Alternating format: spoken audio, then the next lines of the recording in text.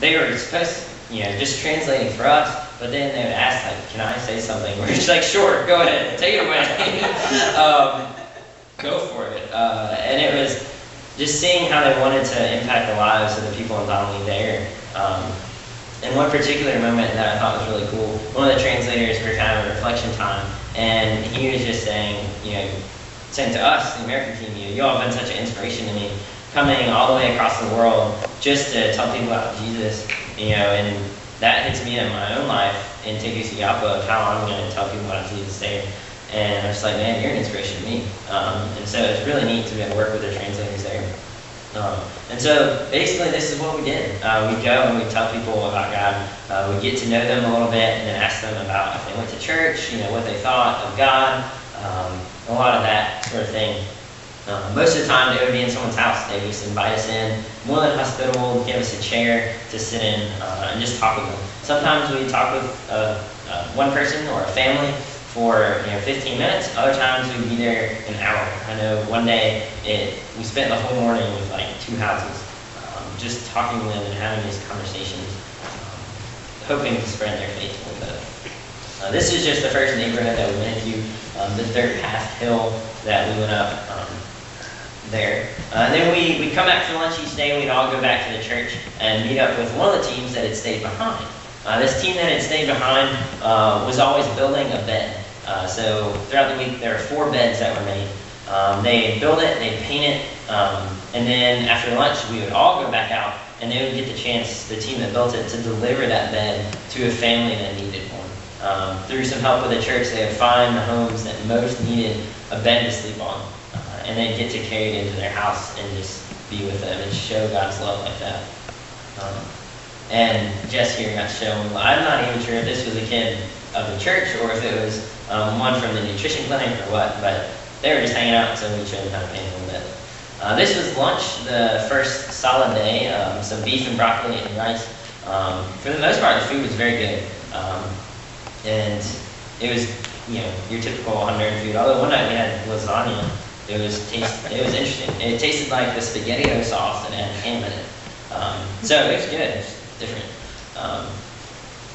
And then we'd go back out after lunch to do the same thing. We'd go out and we'd tell more people about God. And this is one family that on the very first day that we were out talking with people, these kids just melted my heart. The top center there is Lester, and to the left in the darker blue shirt is Uncle, and then the rest of the family. Some of them were cousins, some of them I'm not sure how they were related, but they were just the most wonderful kids you could ever meet. Because this wasn't even at their house. We'd gone to their house, the house before, and normally we talk to one of the parents or one of the adults, but we talked to Lester. He was the one, he was just a lively kid. When we asked him if he knew about God, he said yes, and, he went to church.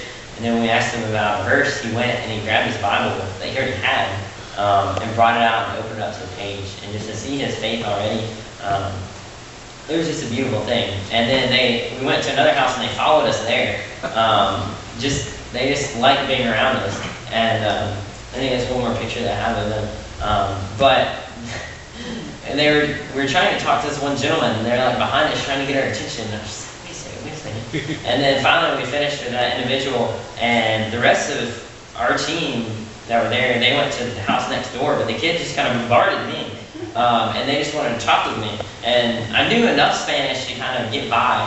We talked about everything from dogs to sheep to God to everything, and they were just wonderful. And one of the things, for some reason, they asked me if I would sing for them. Like, what do you want me to sing? And I was like, I have no clue what to say. And so I was like, well, I'll sing Jesus Loves Me. And so I started to sing Jesus Loves Me, and then I'm ashamed to say I forgot part of the words. But the cool part about it was that they kept singing in Spanish. They knew the song in Spanish just by the tune. And I've actually got a video of that. Regina, if you could switch to that. One of the ones we got on camera is, it's just a really cool video. I'm in it singing, sadly enough. Hope so. There we go.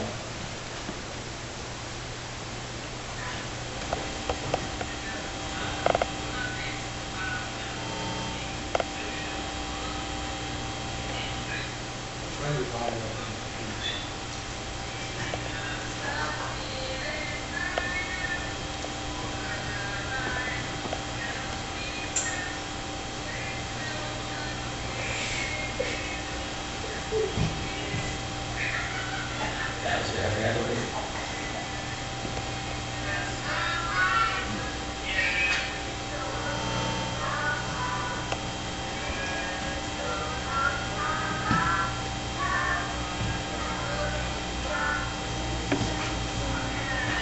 That was where they finished it in Spanish. That's just the beginning again. You can go ahead and close that out. Close out the part of but that was one of my favorite memories from the trip by far. And this was just another part of the community. There's a cow walking down the street. You notice we have our rain jackets on here. Funny story about that. You know, going down there, we're kind of wondering what the weather was like, and they all told us, you know, it's March, it's the dry season in Honduras, it doesn't rain in Honduras in March. Right, okay. Well, it rained a couple days there. Luckily, it was usually only a passing shower, but that was the joke of the week, that no, it doesn't rain in Honduras in March, while it was raining. Once again, the bus and just some of the kids that just all surrounded us, just wanted to play with us all the time. This was the next day. That was really cool. They're, you know, just driving by, seeing a lot of different things. Although this was one of the interesting things. You can see the cattle just chilling there, but also the trash.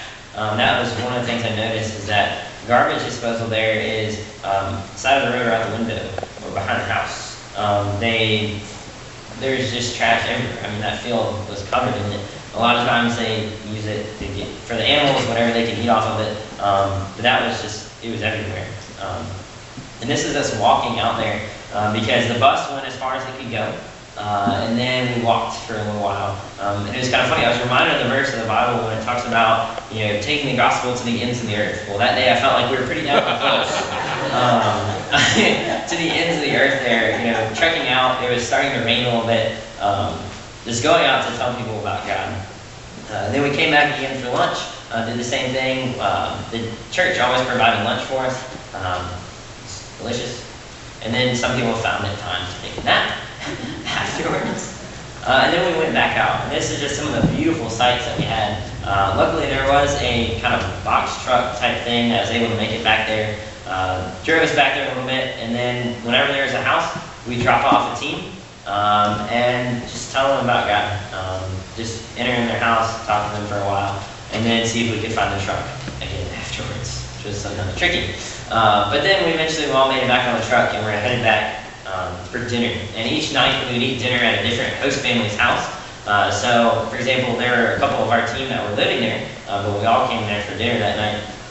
Just a time of fellowship, a time of socialization, to get to know the translators a lot better, because their English was great. And they were a lot of fun. I mean, they're our age, so we could relate to a lot of stuff. Even some of the music they listened to was the music that we listened to in the States. It was a lot of fun, just getting to hang out with them, play cards, just a lot of things like that. This is another day, I guess the third day. This is